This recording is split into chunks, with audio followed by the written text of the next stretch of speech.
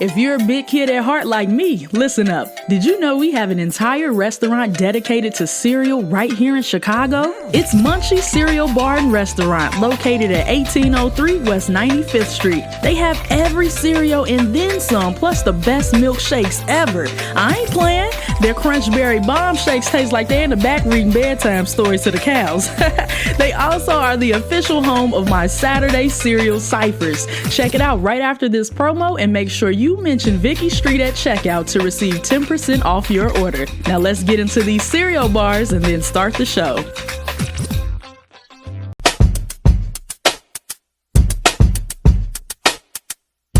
Me, sweating you never, don't personify Vegas weather. Just say you gon' miss the way I pull up in that all leather. You don't have to call, baby, somebody else will. Got a whole gang of niggas banging the next hill. Pin my nail, take a little extra to lay the jail. Baby hair's pumping like some inmates in the cell. So yeah, what you on after this? I got a bottle full of Chris and some rocks on the wrist. Told me do my little dance, now you fiending for this. Said I'm acting arrogant, no relation to take. I could pop it all day, but cash is handle my lightweight. So tell me what you got to say, ayy. Pick any ocean, you still can't flow with the kids. Skate through shit like glow sticks in '06. Sleep for the rich, I gotta take rest. If I do what them niggas been doing, then I'm next.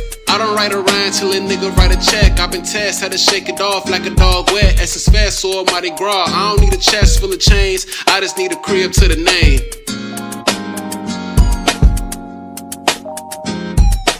What's up, y'all? It's your girl Vicki Street, and you're back at it again, listening and watching another episode with the one and only, the voice of the streets. And today, I am sitting here with a virtuous woman. Yes, none other than the Lyrical, my manager, a wonderful mother, a God-fearing woman. But we gonna get into all of that today. How are you doing? I'm blessed. Thank you for having me. Yes, and highly favored. I'm already knowing. Jesus. Highly flavored like this wine. It's we like got a this wine, toast. 'cause Come on. Jesus said drink wine. He sure did. Listen. Now, for the people who don't know, because I know your real name, but we not going to get into that. Tell me. Tell me, where did you get this name Lyrical from?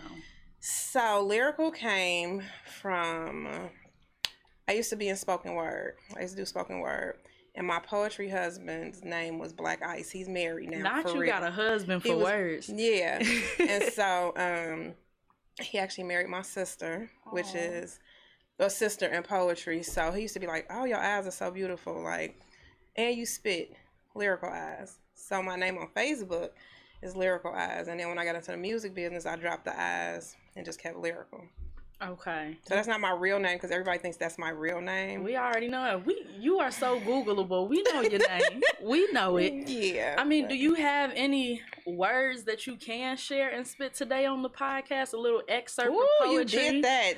I'm just saying because I feel like nobody hears and sees these things from you. They don't. They won't today either. Damn. But you know what? They can read these. You have a book. I do. Relationship versus relationship. Tell us a little bit about that. So that book came from like just years of poetry that was written inside. I just like would write in my car, write wherever I was, and I used to just stick them in this box. So like literally like after my brother passed away, I was like, damn, I gotta get my feelings out. So I was going through some stuff. I used to work at Cedric downtown for AT&T. I was a disability case manager, and I wound up leaving work. This is the day I went on disability, and I was like, I gotta do something to get these feelings out of my brother's death. And I went home, and there was a box on the side of my bed, and I actually happened to open up the box, and it was like all the poetry I had wrote when I was in high school, when I was pregnant with Ashley. So I was like, you know what? Here's my book. It's already here. I just need to formulate it and get it together. So because I was heavy in the poetry world, I hit up like all my people, and I'm like, counter me. Like let's like battle. And so I wrote a 495-page book, and it's like me going against like the greatest poets in the world, and we just collabed. And so I wrote the book, put it on Amazon. It became like the bestseller. And it really stands for relationship versus relationships. But at the time, I couldn't put shit on there because it was in the front of the store. So for branding purposes. And that's how that book got written. And it's amazing. And I have none. Somebody bought my proof. But you can go to Amazon. It's still available. And that's when I first got my first publishing deal.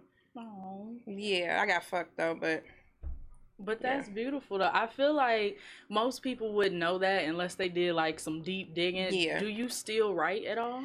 No, I Why mean, no. I not? wish I could. I'm so busy with y'all. No, but get like J.K. Rowling, just do a little napkin or something I need like to that. get back to it. People be asking. So on Facebook, I'm heavy in the still. You know what I mean? Like I used to write notes back like a long time ago on Facebook. They used to have like the sides where you can like write notes and engage with people, which you still probably can. But we used to just be in there battling. And so I stopped. Like, and people ask me that know me. They be like, "You don't write no more. You need to write another book, another poetry book." And I'm like, I don't even have it in me to do it. But it's my first love, so I'm sure I could do it again. Would you perform at an open mic in modern day? Yeah, I mean, yeah. What would it take to get Lyrical to perform at an open mic nowadays? Oh, I don't know if you know what. I take that back. I don't know if I would perform at an open mic now. Tell me what is given. What are your apprehensions? I just haven't done it in over 20 years. Like that's a long time. I haven't done it in over 20 years. Now that I think about it, I haven't done it in a long time. But that was my life, like back then, because it was like a peaceful. The world back then was completely different. You know what I mean? I don't know what it would take, but I haven't done it in so long, so long. But on the writing side, like I have a guy that his name is L'Oreal. He's from Detroit, and like sometimes he's to this day he will still write like instead of texting, he'll just text me a poem, and he'd be like, "Come on, battle me," and I never do. I still never do. I can like show you on my phone, and I never do because I just don't. I be tired too, so I don't really. My mind don't be really on that, but I need to challenge myself to write again because I was so good. I got a publishing deal on that shit. You do, and I'm about to challenge you now. Like, Oh, let me God. find out. So, would you ever ghostwrite for somebody, or have you? I have never ghostwritten from anybody, but I've helped them. Okay. I've helped them, and just with conversation. Because, you know, on the poetry side, I feel like you don't ever want to, like, tap into somebody's thoughts That's deep really like that. personal. That's really personal because they're coming from a different space. But I have like Pretty Riot that's on Illinois. I've talked to her before because they got me on there and they was asking me about the poetry world and she had told me about it. And I think she had DM'd me or we had talked on the phone and she was like really getting into poetry and I was like, you got to do it. You got to do it because that's like a whole different type of I feel like it's a natural feeling now. Before it was like the battle of the poets. You know what I'm saying? But now, yeah, I gotta tap back into that. Please do, cause you know I done got into my poetry bag, and I made a tweet that said I feel like I gotta write poetry sometimes, cause not everything can be a hit. Yeah, you know, it's a different type of release. Would you encourage artists and rappers to maybe tap into their poetic bag just for a release? I would. You really opening up my third eye because Come on. I didn't. Yeah, because poetry brings a different feeling. Like when I was pregnant with Ashley, I wrote poetry. When I was pregnant with Kamari, I wrote poetry. When I was going through relationships, I wrote poetry. When I was mad, I wrote poetry. When my brother passed, I wrote poetry. But somewhere in the midst of that, when he passed, like that passion of me, like completely stopped. And then when I figured out that I had already written this book that was like brewing inside of me, I think it was like that was enough. Like I had gotten that 495 pages is a lot, but that was coming from when I was in high school. Like it was poetry from like when Ashley wasn't even, when I was contemplating trying to figure out to keep a child and going back and forth in my mind. And then I think it was poetry like when I was 7. Like I had just had all of this shit in a box and I think I felt like I accomplished that portion of my life and I kind of just like, because that was a lot of trauma, you know what I'm saying? And I think maybe I put the top on the box, and I kind of just walked away from it. But it's definitely still in me, because even conversations I be having with people, they be like, man, your words. And I'm like, they don't even know. I don't even tell them, like, oh, I used to be a poet. I don't even say that. I'm like, oh, yeah. Well, look, tell us something else that people don't know about Lyrical or would be surprised to know. Oh, my God. So I used to sing in a band downtown after work. Let me find out you was a cabaret singer. You was by the bar with some pearls on and some silk. Laying on the piano. Yep, I used to sing with this lady by the name of Jaya Jelani. She was a disability case manager at AT&T with me. And everybody at that place was just like super, super talented, I remember. And I don't know how she knew I could sing or whatever, but no, she was giving me vocal lessons. And she was like, I got a band. She was like, come on, be a background singer for me. I'm like, all right. You know what I'm saying? So I started doing that. And that's how, it's crazy because I wasn't even into music then. I wasn't even thinking about, you know what I mean? Ashley was in high school or whatever, grammar school and high school. She was playing basketball. So music wasn't even anywhere near, but it was near. And I didn't even know it was near. You know what I'm saying? So that's what somebody wouldn't know about me.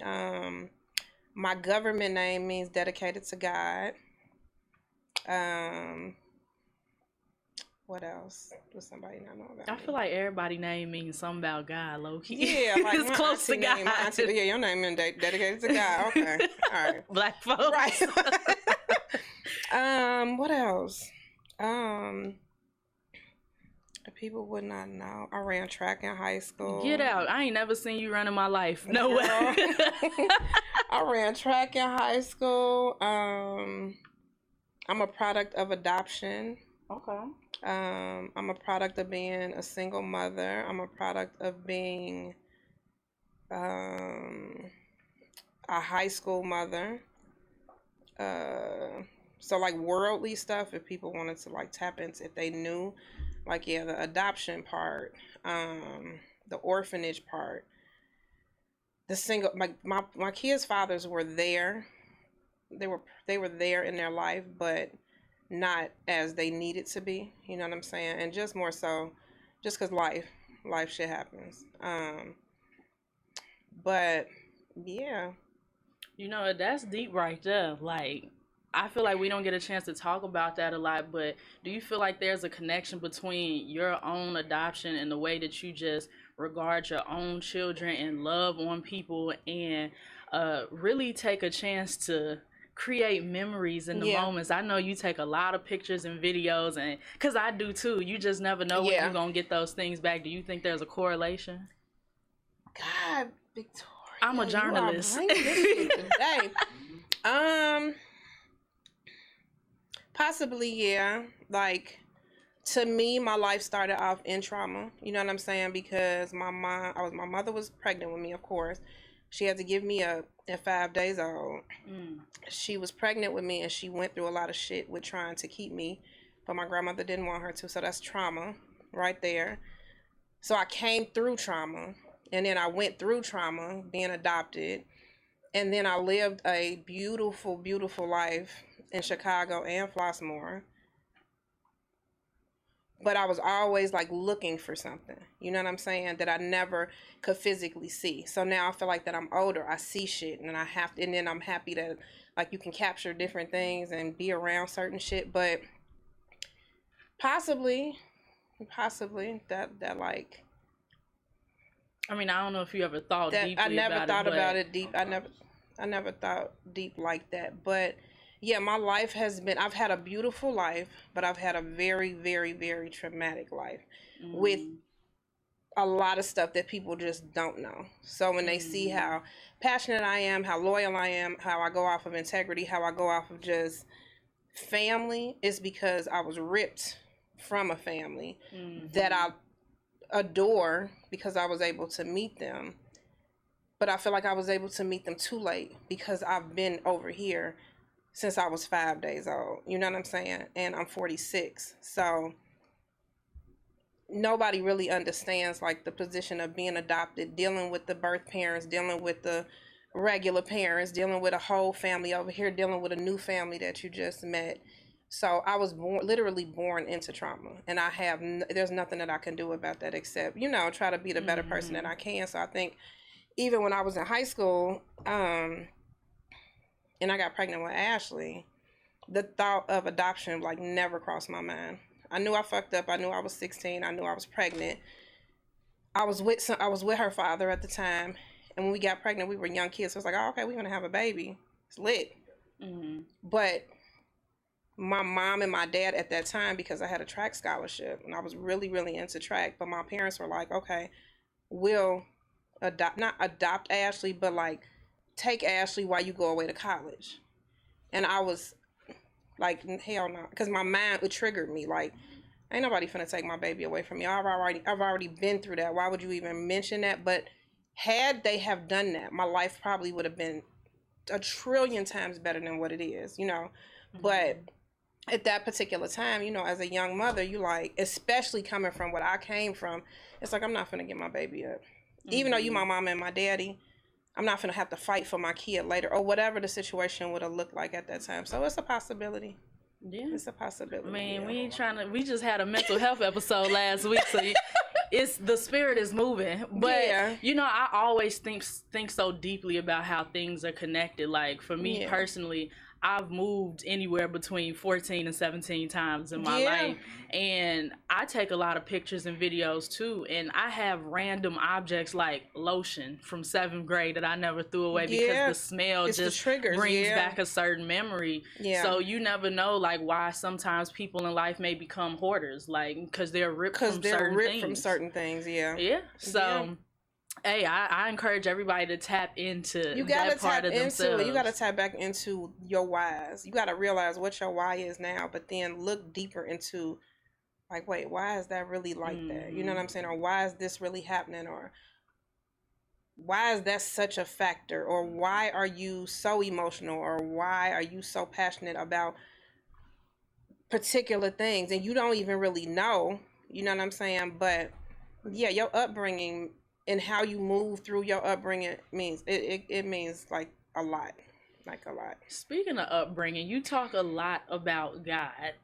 Praise God. I want to know, where did that come from? Was it the grandmother in your life? Was it some people in your life? Or have you just always had a strong connection with God? And how did that come about? So I went to church like everybody. You know what I'm saying? I was in the choir like everybody. My mother and my father was the Sunday school teachers. My daddy's still a deacon. But I don't. And then I went to Emmanuel Christian School on 83rd and Damon. You know what I mean? So I did the whole like 1-2 step, all of that. But I wouldn't even say, because like when I was 16 and I got pregnant with Ash, it was just like I was just living my life. I was in high school. I think my relationship with God got closer.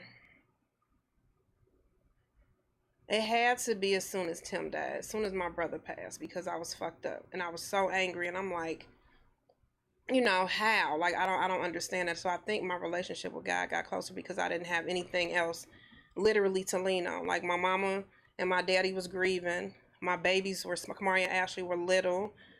Everybody else is in pain and in shambles, and I feel like at that particular time, like, where else do you go?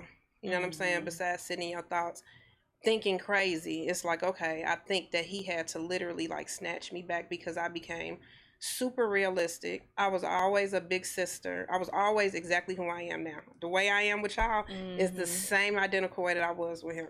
Attitude, him having an attitude with me, him cussing me out, just the same identical relationship that I have with y'all. But we were raised in the church, but we were rebellious kids too. You know what I'm saying? If that makes it, you know what I'm saying? Well, you know, I understand. The PKs be as I sip this wine. Pull and pour the wine. Okay. But I don't know. I think God found me. I don't really think it was me finding him. I think he found me like when I was probably at my lowest and did not know I was at my lowest. And it was like, okay, she's lived her life. Let me give her her purpose and let me snatch her real quick. And I remember the first time I literally heard his voice. I think I was walking. I like went for a walk by my parents' house or whatever. And I had heard it in my ear, and he was like, you're going to be a minister and you're going to speak to the masses. And I remember being like, shit, like, yeah, nah. Wait, let's talk a little bit about that, because I ain't never seen you with no choir robe on or no clergy collar. But tell me. But you haven't. But I was literally walking down Heather Hill, and I heard him as clear as daylight. You're going to speak to the masses. You're going to be not in the pulpit, but you're going to be around the masses, and you're always going to speak. You're always going to speak. And your job is to speak about me. And I remember just being like, all right, well, whatever. You know what I'm saying? But how do I speak on you and I don't really You know what I'm saying? I don't know how, I don't really know you like that. Like, I know the Bible, and I know, like, I had to go to school, and my mom and my dad, we go to church on Sundays, then we go to McDonald's after that, and then we go to church parties afterwards. I was in Jack and Jill. So I knew about him, but I didn't know him. And it's crazy because I always revert back to that walk I had with him. Look what I do now. You know what I'm saying? In my mind, I'm thinking he was talking about church. And in my mind, I'm thinking he was talking about the pulpit. 20 years later, or not even 20 years later, 15 years later, look what I do. You know what I'm saying? So it was just in the capacity that of the way that he was speaking. So I think that my relationship with God happened because he came and snatched me. I don't think I ran to him because I was too fucked up to run to him. I didn't know. Like, I used to always read my Bible, but it wasn't like that. You know what I mean? It wasn't like how it should have been. And I didn't grow up. I grew up in the church, but I grew up wanting to be this bad little girl, you know, always in the city, always at my grandmother's house or whatever. So I really feel like he, like, all right, you done had your playtime. Yeah. Yep, come on. I feel like when we go through something, God low-key pulls us back It's in a him way. pulling us. I don't really feel like it's us going, but it's when he pulls us, do we answer it? You know what I'm saying? Do we like, okay, or are we like, man, I'm like, all right, whatever, and you still do your thing. One thing, I'm very obedient because I'm too scared to fail him. I'm too scared to play with people or do people wrong or steal I'm too scared of that because his karma is like the worst karma in the world. And so once I started going through life and just started realizing, like, damn, I talk about God every day, or I'm always like trying to like save a soul, or that even became in my verbiage, like, oh, I'm trying to save one soul a day. Where in the world did that come from? Because where did that come from? But I always go back to that walk I had, and I was literally just walking, and I heard it, and I was like, I'm not gonna be no pastor in no church. Like, you sound just like me, because my mama always told me you gonna be an evangelist. Yeah, and I was like, not with these long skirts and these tights. I'm not. Them joints itch. So, like, I just feel like this is a good message for people to know. Like, the word can come in many different forms. It can. You could be a rapper and be receiving the word. You could cuss. And still get it around. You really can. And so, you know, I just want to encourage people, like, if you can, save a soul a day, whether it be through tweets, whether it be whatever it is. Like, if it's just having a conversation with, see, for me, I'm not scared to talk about God. It's not an uncomfortable situation. It's not an uncomfortable conversation for me. But if you think, like, when you was in high school, you had them people that was like God, then you had the people that was like super cool, and then you had the real chill ones.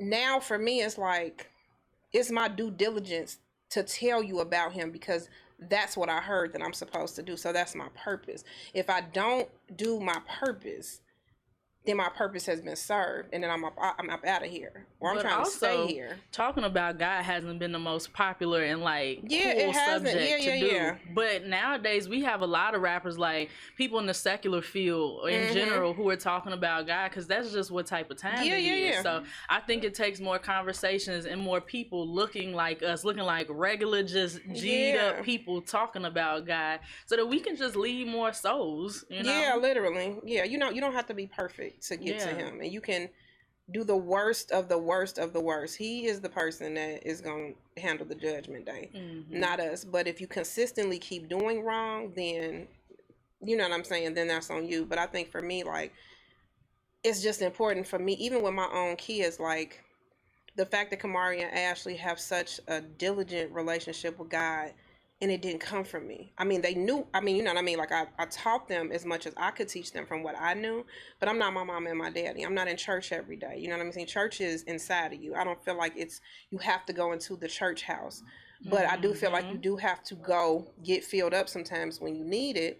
But even for my son, he's 20 years old, and Kamari will tell me all the time, like, Mom, I had to pray to God today, and I talked to him, and I found myself praying for you a lot. It's like little things and conversations, and you be like, so what I did teach you, you know, did resonate or is set with you for a little bit. So I feel like God is cool. I'd rather talk about him than the devil any day. Any day. So, yeah. Look at that. See, well, listen. But people would never know. They wouldn't. Yeah. They wouldn't. And you know what? I actually want to break it and pause right there because we talked a little bit about your personal life. But when we come back from the break, we're going to talk more about the artist side and the management side of Lyrical Lives Management. Stay tuned to the Vicki Street Show, y'all. Looking to have your event laid out in excellence? Well, look no further. Divine Treats and Heavenly Eats specializes in gourmet catering and event planning. You can choose from a range of cuisines, themes, and colors that'll best fit your occasion. They even offer private chefing and meal prep subscriptions.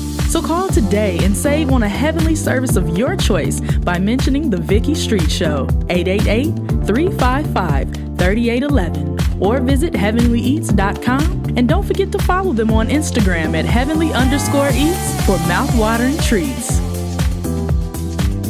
What's up, y'all? It's your girl, Vicki Street, and we're back at it again. Thank you so much for staying tuned. So we've already talked a little bit about the personal life of Lyrical, but now I want to get into the artist side, the management side.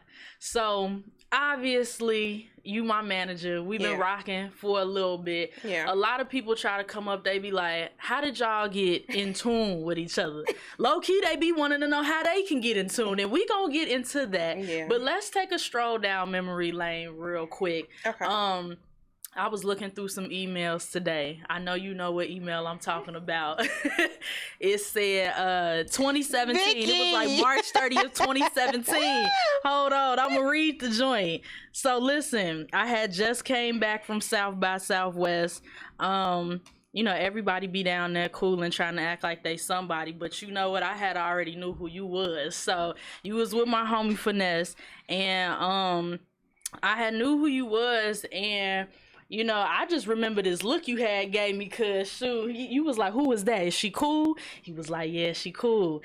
And I remember on social media you had said that you purple on. I remember. Look at you remembering. You had purple on, I remember. I'm like, listen, that's that lady. Like, she is responsible for a lot of people getting on right now. Like, you was managing like Tink at the time. I know you was handling Gainz, and so you were looking for an assistant. And I remember it. Why I start the email off with greetings, Lyrical. It was like, I am emailing you to inquire about the open personal assistant position. I've attached my resume and website below for your review. Look, you know, I really was trying to go for this joint. Real professional. You know, I'm over here talking about my insatiable love and knowledge for music is just a bonus. Please let me know if you need anything else. You know, because what I want to do is encourage people. The power of the follow-up is the power of the manifestation and the time. Can we talk a little bit? Can you talk a little bit about the power of the follow-up and really going for what you want as an artist when it comes in terms of seeking out a manager or trying to be a part of a label? So let me say this, because a lot of people, and I know this is gonna go on Instagram, on social media, but a lot of people hit me up for management. A lot of people. And I'm so blessed to know that many people have followed me through the years, and they want me specifically. And sometimes I don't even think they want me. They just want my knowledge. So that is me. You know what I'm saying? So when it came to you, this is crazy, because I remember that shit. I remember. And at that particular time, I had Tink, I had Durk, I had Zay, I had Gainz. I was working with Keef. I had Chinchilla Meek. I had the Rack Boys. I was working with Ashley. I had so many people that I needed an assistant, but I couldn't even get to the assistant that I needed because I had so much stuff going on, and I didn't have the capacity to explain to anybody like what I needed. I just needed somebody to jump in and just get on my back and like, okay, like be there. But I didn't really have, you know what I mean? I didn't have it at that time.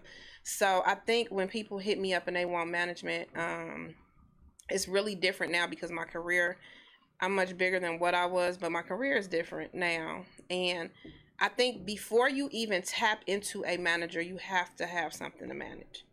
You know what I mean? And I try to stress that to people so you don't get your feelings hurt when you feel like somebody like me or a hustle or somebody's turning you down. You know what I'm saying? It's like you have to have something to manage. Like if you're in the entertainment business as a whole, and you're trying to get to somebody, you have to give them some type of product to be able to see. Or if you come to a situation where you're just a brand new canvas with a whiteboard and nothing is on there and you're trying to build, it probably sometimes is better for you to get to an up and coming manager so you can go through the woes and the mistakes of everything to learn the business and then eventually get to a seasoned manager, because a lot of seasoned managers don't have the time to do like the artist development all the time. And it's not because they're stuck up or whatever, it's just it's a lot of work, it's a lot of time, and it's a lot of tedious shit.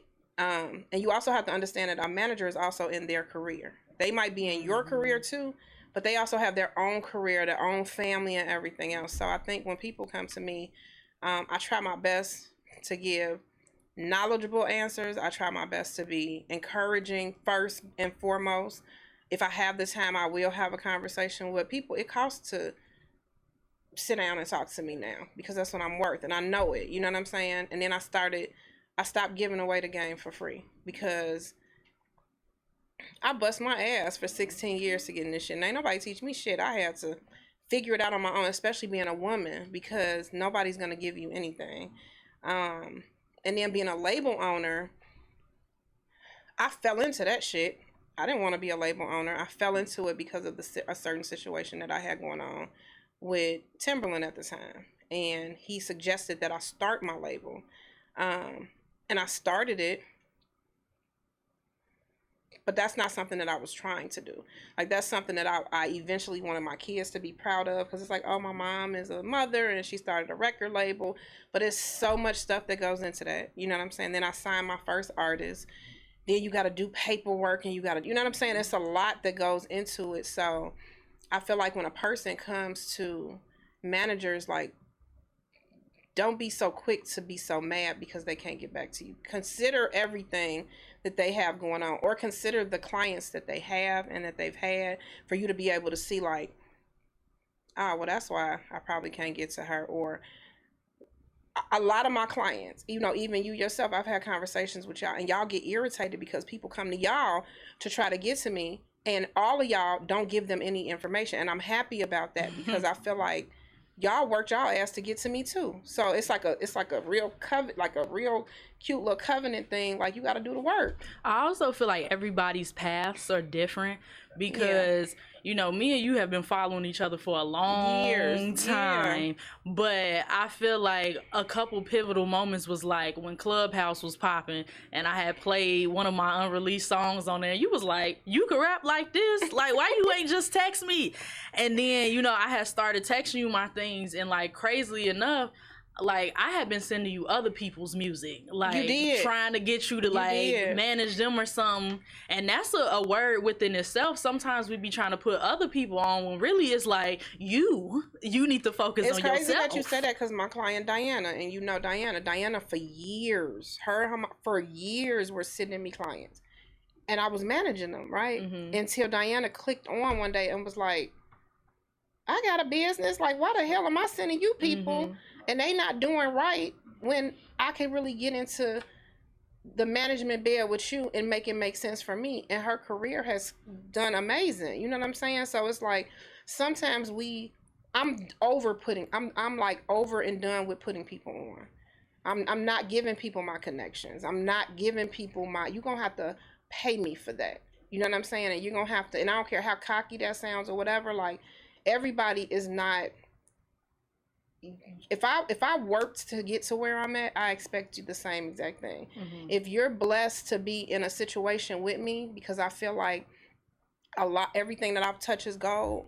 Like, I worked with Durk, amazing artist. I worked with Tink, amazing artist. I work with Rayvn, amazing artist. I work with Keef, amazing artist. I work with you, amazing artist. I work with people, amazing artists. You know what I'm saying? Like, I'm just not gonna manage you because you feel like, oh, you got hot music. And then another thing is, I don't just manage people because of their music.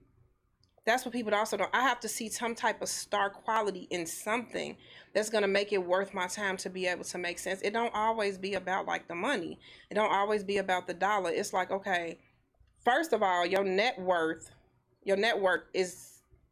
should always be better than your network. All the time.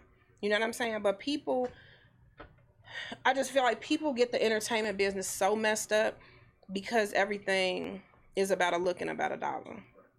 And I feel like people forget, and this is just taking it back to God, like, money is not my source. You know what I'm saying? Money is not your source. That's not what we're here for. God has to do what he said he's going to do as long as we're obedient and we're doing what we're supposed to do. So even when you get in music, like, it just depends on what level of fame you're trying to get to, or what level of whatever you're trying to get to. And if you can work with like-minded and like-spirited people, then it makes sense for you. So I feel like when people come on the management spectrum and they want to get a manager, I feel like just because they feel like they guys said they got a good song, or because they're in the studio. Did you say guys said they got a good song? Yeah, they guys. Oh, I was going to say, because they be saying stuff like that too. Like, you know what I mean? I just feel like for me, it's much more work that has to be done. I have to vouch for you. You know what I'm saying? Like, my covering is over you. So when I take a client on, I take on the life.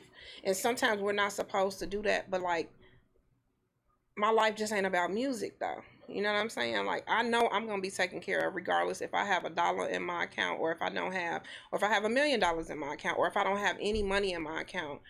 My relationships to me are like more golden than a song or a record or whatever like the status quo is supposed to be about. So let's talk a little bit about, because we're on the money tip right now. Listen, I don't really come from everything, but I saw that you were offering management classes last year, and I just really wanted to know about the art of getting started, like on the music record label side, like owning a label, the business side of it.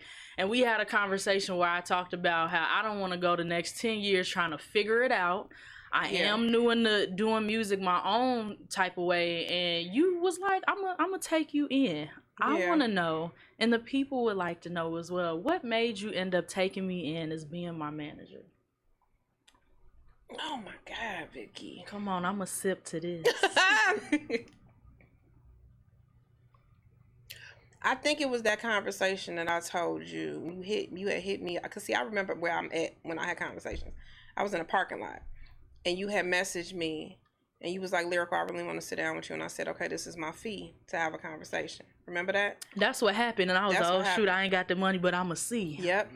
And you notice I ain't hit you back for a while after you gave me the fee. And you didn't hit me back, but then you hit me back with, like, this is what I got. Mm-hmm. It was that made me understand, like, even though I might have knocked you off your square with what the price I told you, it's the fact that you thought about it, you came back, and you still came back with something. You know what I'm saying? It's the follow-up. Mm-hmm. It's the follow-up. And we didn't know what the follow-up was going to look like. Then you took a management class. And you sat in that class, which is an amazing class, and I haven't offered it lately. But you sat in that class with all of them people, and you listened, and you learned, and you applied it. Because I didn't manage you right after that. You know what I'm saying? And it was like, okay, not only do you do music, you do this, you do media. So it's like, okay, let me be a manager, a friend. We were already cool, but like, let me tap into a sisterhood with you as well, because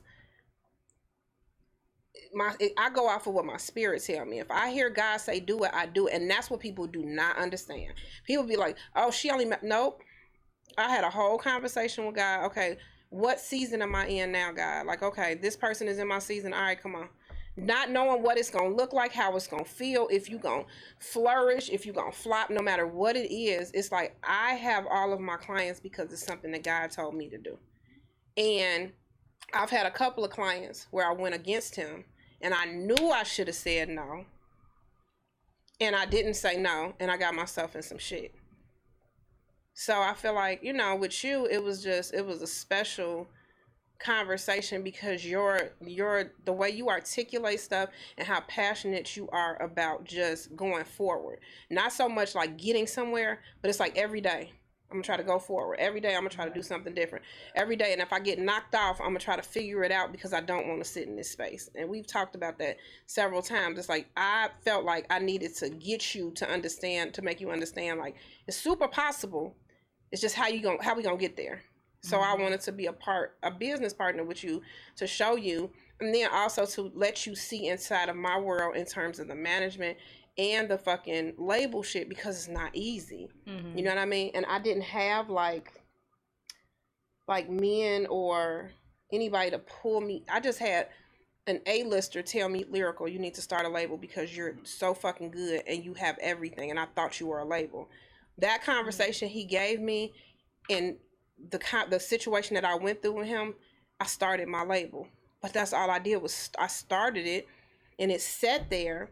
Then I got an artist, and I managed, took him off management, and then signed him. And then I started, but I learned all that shit on my own with an attorney and with a business manager, Michelle. And I've learned that shit, but I didn't have anybody show me like, okay, Lyrical, this is how you do this. This is how you do this. This is how you do this. Because if I would have, I feel like I would have been more successful on the label side, and I would have signed many more artists to me, but I didn't have that. So that's why when it comes to the label, it's like I'm ignorant to certain things, and I don't front my move and act like I don't promote that part of me, my life no more, because I'm still in it, but I deal with a lot being in it. You know what I'm saying? So, yeah. That's that part. Let me find out God sent us to each other. He did, child. He did. Yes, he did. And stuck in this bitch. It is. Cheers. Okay, let me pour some more. So, I know you said you didn't really have like too much guidance when it started off in this game. As I feel like myself too, and I feel like that's what really adds to a lot of imposter syndrome for really great people is when everybody is always praising them and be like, oh, you own, I see you. But it's like, we have nobody leading us. So what I want to do right now is I want you to tell me who are some women specifically who have been influential in your life or who you've just secretly looked up to that you would like to give some flowers to right now. Whether it be in your personal life or in the industry scene. So my mom, because my mother's an internal medicine doctor, and she's on historymakers.com. She was Harold Washington's doctor. She was Mayor Daley's doctor. Come on. She was everybody's doctor, and she's still, she has her own practice on 76 in California, on 83rd in California, and she is 76. Period. That's my look up. That's the person that and still go to work every single day. And is the go-to person in the family for the entire family. I'm talking about the third generation cousins, the great aunties, and all of that. I look up to her, Michelle Richburg, who on my label side is my business manager, who went through so much stuff with me. Camille Evans, who I met on Clubhouse, and she is like my industry mom, and she worked with every great artist that you could ever think of. Biggie, I mean everybody, and so did Michelle. Look up a woman on the woman's side. My sister Kat. Hey, Kat. Industry wise, Brianna. Okay. Swank. She's been through so much. You know, just coming from Chicago, you go through a lot. Anyway, her,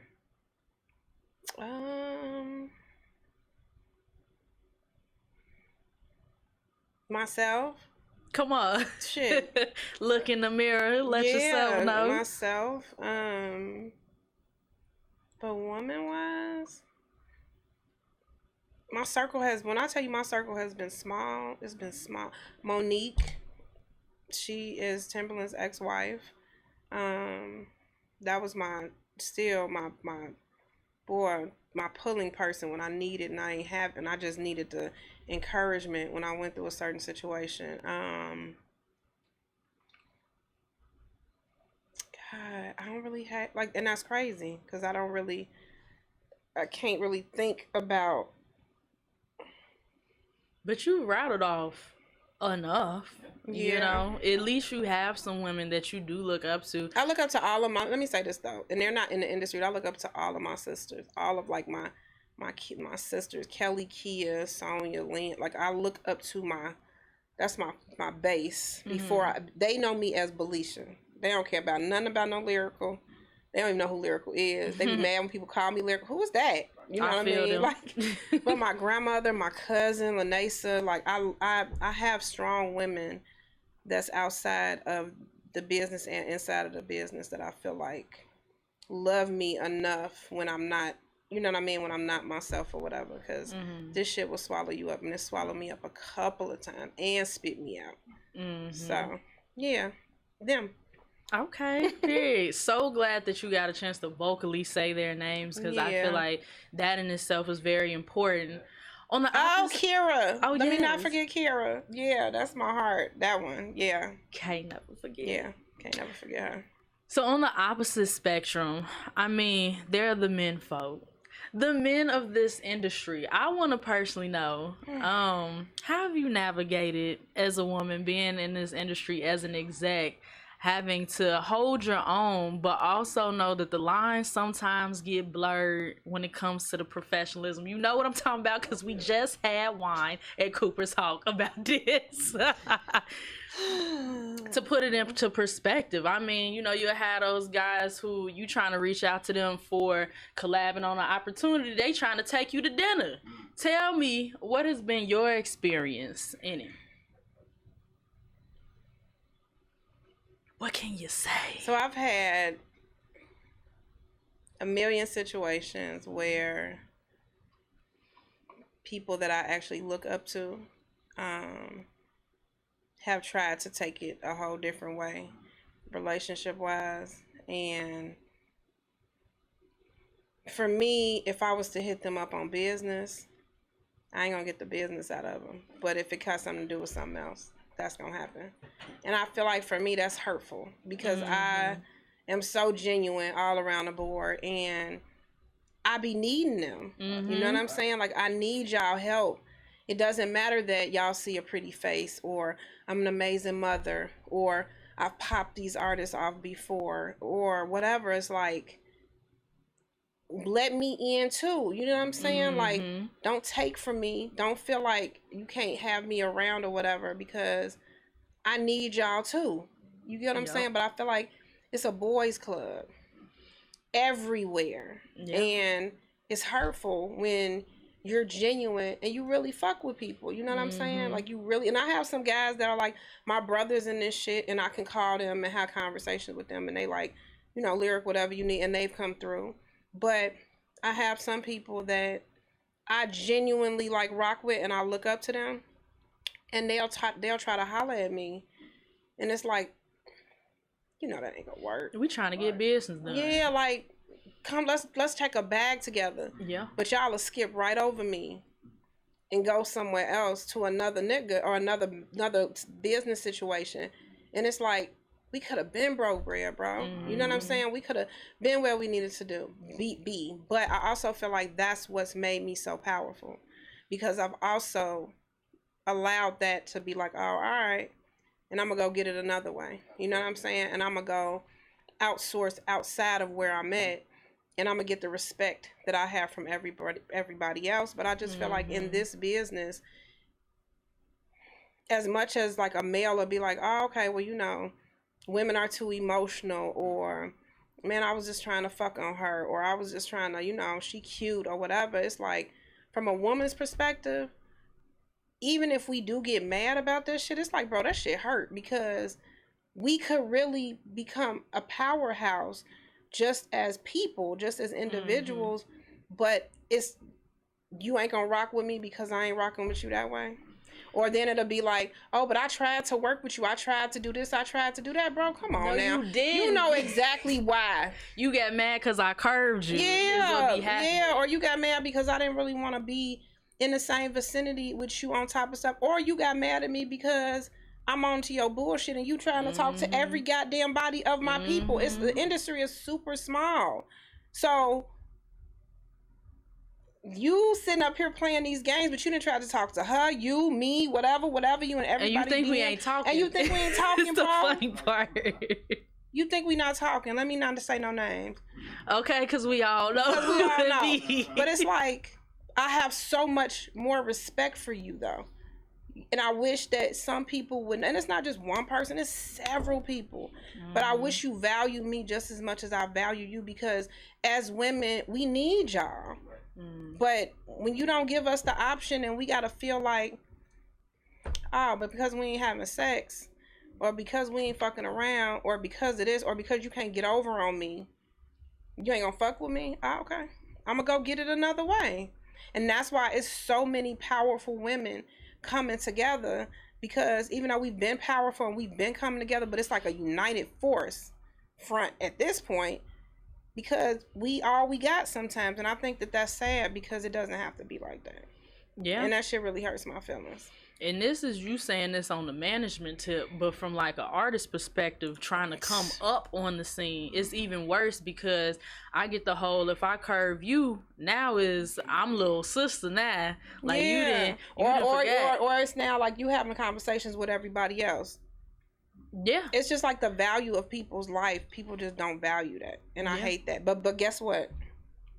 Don't let us make it though. Whatever make it looks like. Okay. Don't let us be on a something. Cause that's really when the little sis stuff come out, but you was just in my DMs. Right. And and it's always the dudes with the newborn. I just want y'all to know. It's always a wife and a newborn on the side. Yeah. So Y'all be having full blown relationships, bro. yeah. So with that being said, what are some tips that you might have for women in general or artists that are on the rise who they're trying to navigate this male dominated field and they just don't want to succumb to certain things? Stop having sex with people because you think they're gonna get you somewhere. Like, stop not understanding what your worth is. Like, realize what your worth is to yourself. Put the work in to get to where you need to get to, and it might take longer or whatever. And I'm talking about that's males too, because we women that do, listen, we just as bad. It's not just them, you know what I'm saying? It's 50-50, but you don't have to succumb to a sexual favor to get to where you need to be. You don't have to. It's genuine people out here that want to work and that really fuck with you and that really will consider you a sister or brother or whatever. But I just feel like, let's keep it a buck. It might take a little bit longer sometimes. It definitely will take a little bit longer, but I ain't gonna lie. work on your craft. Get you some records. Yeah. Get to where you got to get to. Everybody, including them people, will come right behind you and be supportive and all of that other stuff. But I just want to say to the men, like, that shit really low key is bogus, because it hurts our feelings, because we need y'all. And I'll be the woman to say it, like, we need y'all. I need y'all a lot, but I figure it out on my own, and it might take me longer or whatever, because I'm not in a boy club. But I'm not finna dim my light down to just get in a relationship or just start messing with you or whatever to still get nowhere. You know, and I hate that for women and men that go through that. So, well, yeah. Well, and we gonna wrap up the show pretty soon, but I would love to know your take on, since we're talking about pretty much just kind of like a man's world, like, while I don't feel like we need guys per se, it's kind of like when they get together, some stuff gets to moving. What do you feel about more women collaborating with each other when it comes to like entertainment stuff, label stuff, event stuff? What do you feel like is the importance of women collaborating with each other? I think we are stronger together. I think we are beautiful creatures of habit. I think we are very creative. I don't feel like nobody has to be bigger than the other person. I don't feel like your money, because you got money, and because I don't have money, like that matters, or I have money and you don't. You know what I'm saying? I feel like we are stronger together, and I think that that's what's happening now, because you're seeing a lot of women that are in their natural states. You know what I mean? And they're figuring it out, and they've been hurt and torn and in trauma. And we want to be heard. And people just see us, but we be screaming out to be heard, and being heard is not always us having a conversation. Sometimes it's just noticing that we need people, you know what I'm saying? And it's not, you know, because people would be like, well, no, we don't need anybody, or da-da-da-da. Come on, you know what I'm saying? Everybody wants some type of companionship in business. Everybody wants some companionship in a relationship. Everybody wants some type of companionship with their kids, like whatever. But I feel like coming together as a whole, sometimes it's enough for everybody to eat. It's enough for everybody to eat. And you're not going of course you might know more than me, or of course I might know more than you, but you don't have to break somebody down because you've had more years in the game than a person that comes up in a year. You know what I'm saying? Like, we can learn from the person that's only been in here for a year compared to being here for 20, still doing the same shit. So I feel like, you know, it's just, you have to pray and be around like-minded and like-spirited people, and make sure your situation for you at that particular time makes sense.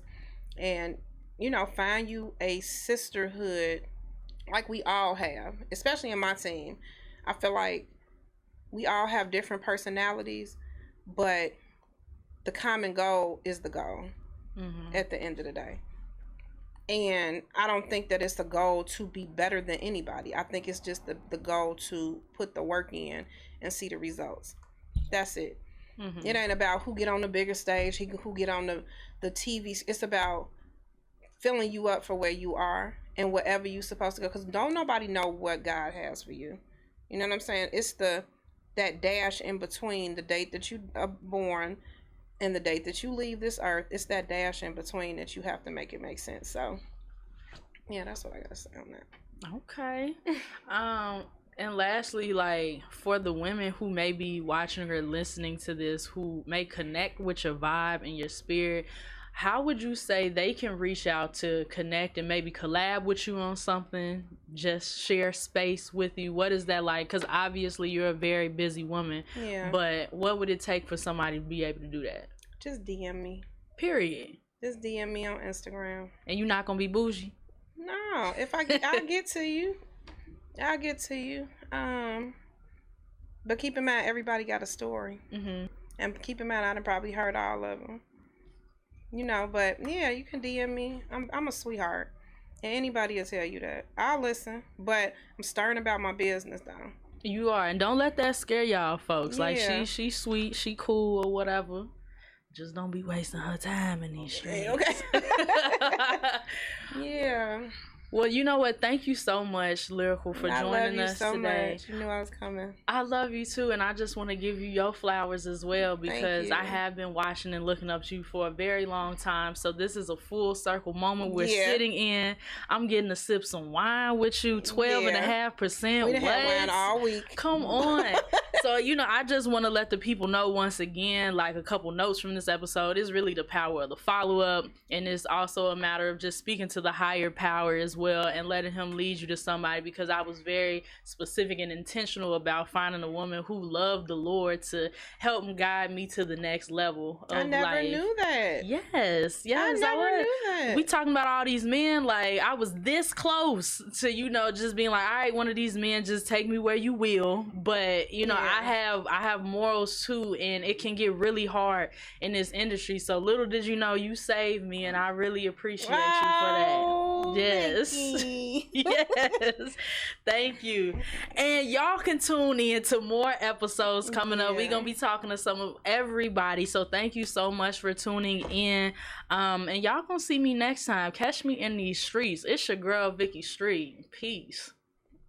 Just been a fan. Don't worry about what I put up and worry about that minivan.